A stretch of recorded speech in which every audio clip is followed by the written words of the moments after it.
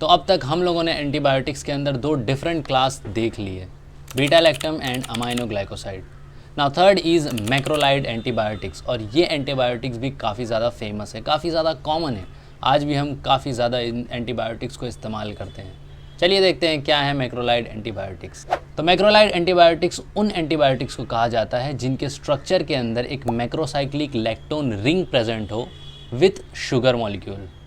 Understand. इस class का जो सबसे पहला मेंबर था वो था एरिथ्रोमाइसिन, जो कि 1950s में डेवलप हुआ, मोर प्रिसाइजली 1952 में। और एरिथ्रोमाइसिन को स्ट्रेप्टोमाइसिस एरिथ्रियस से आइसोलेट किया गया। एरिथ्रोमाइसिन को पेनिसिलिन का एक बहुत अच्छा ऑल्टरनेटिव बताया जाता है, और इसके इफेक्ट की बात की जाए तो ग्राम पॉजिटिव बैक्टीरिया पे ये भी बहुत अच्छा इफेक्ट शो करता है, जिस तरीके से पेनिसिलिन भी gram positive pay effect show किया करता था।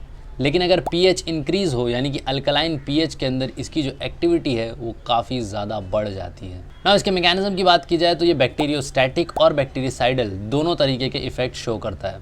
मतलब अगर कॉन्सेंट्रेशन नॉर्मल दिया जाए तो बैक्टीरियोस्टैटिक इफेक्ट रहता है, लेकिन कॉन्सेंट्रेशन इंक्रीज़ किया जाए तो बैक्टीरिसाइडल इफेक्ट शो करता है। और ये जो कॉन्सेंट्रेशन इंक्रीज़ करने पर बैक्टीरिसाइडल इफेक्ट शो करने वाली प्रॉपर्टी है, ये हर बैक्टीरिया के लिए नहीं है, कुछ बैक्टीरिया तक ही ये लिमिटेड है। लेकिन रिजल्ट कुछ भी हो, बैक्टीरियोस्टैटिक हो या बैक्टीरिसाइडल हो, मैकेनिज्म क्या है, किस तरीके से ये एक्ट कर रहे हैं, तो इनका जो मैकेनिज्म है वो भी अमाइनोग्लाइकोसाइड की तरह काफ़ी सिमिलर है।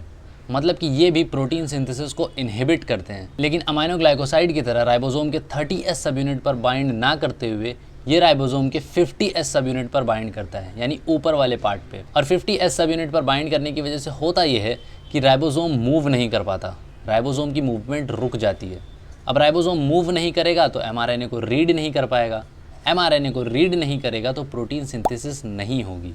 अंडरस्टैंड। तो इस तरीके से प्रोटीन सिंथेसिस को इनहिबिट करता है मैक्रोलाइड एंटीबायोटिक्स। ठीक है, तो ये तो बात हो गई मैकेनिज्म, लेकिन बैक्टीरिया का जवाब क्या है, यानी कि बैक्टीरियल रेजिस्टेंस कैसे होता है। तो उसके भी सिंपल से मैकेनिज्म है। सबसे पहला तो ये है कि बैक्टीरिया के अंदर ये कैपेसिटी आ जाए कि वो हमारे एंटीबायोटिक को बाहर फेंक दे। मतलब जब भी एंटीबायोटिक अंदर एंटर करेगा तो वो उसे पंप आउट कर देगा, यानी सेल से बाहर फेंक देगा। दूसरा ये है कि एक ऐसा एंजाइम बना ले बैक्टीरिया जो हमारे एंटीबायोटिक को डिस्ट्रॉय कर दे। और एरिथ्रोमाइसिन के लिए बैक्टीरिया में जो एंजाइम होता है उसे कहते हैं एरिथ्रोमाइसिन एस्टरेज। इसका मतलब ये है कि जब ये एंजाइम प्रेजेंट होगा तो हमारा ड्रग अगर एक्शन शो करने जाता है तो ये एंजाइम हमारे ड्रग को इनहिबिट कर लेता है। हमारा ड्रग गया था बैक्टीरिया को इनहिबिट करने, खुद इनहिबिट होके आ जाता है। नाउ तीसरा है altering the structure of target. यहाँ पर हमारा टारगेट है 50S सब यूनिट ऑफ राइबोसोम, और उसके स्ट्रक्चर को बैक्टीरिया थोड़ा सा चेंज कर देगा, जिसकी वजह से हमारा ड्रग उसको पहचान नहीं पाएगा, यानी कि उसकी एफिनिटी कम हो जाएगी।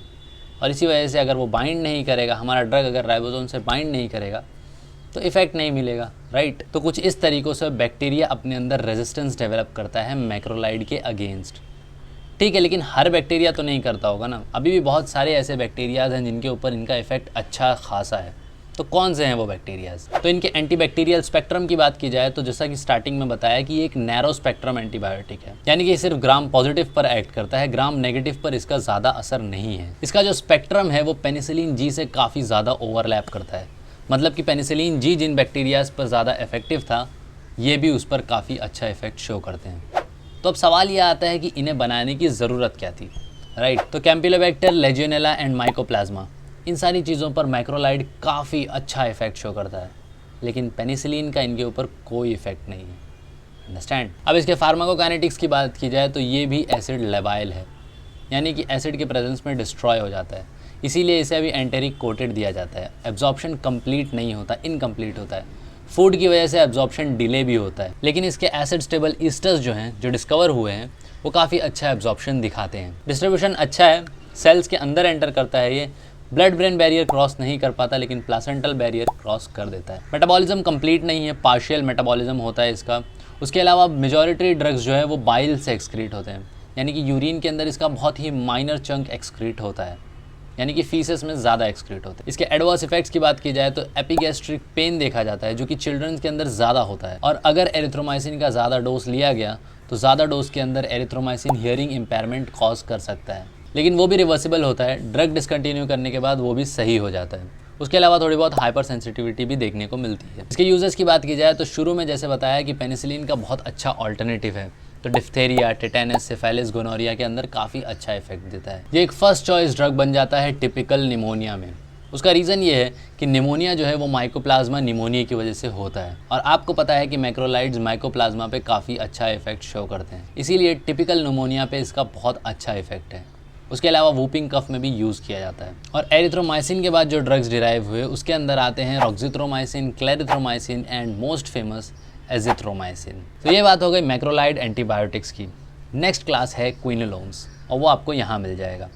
बाकी अगर एंटीबायोटिक्स के अंदर कोई भी चीज़ आपको स्टडी करनी है तो ये प्लेलिस्ट आपके लिए। मैं मिलूँगा आपसे नेक्स्ट वीडियो में। Thank you so much.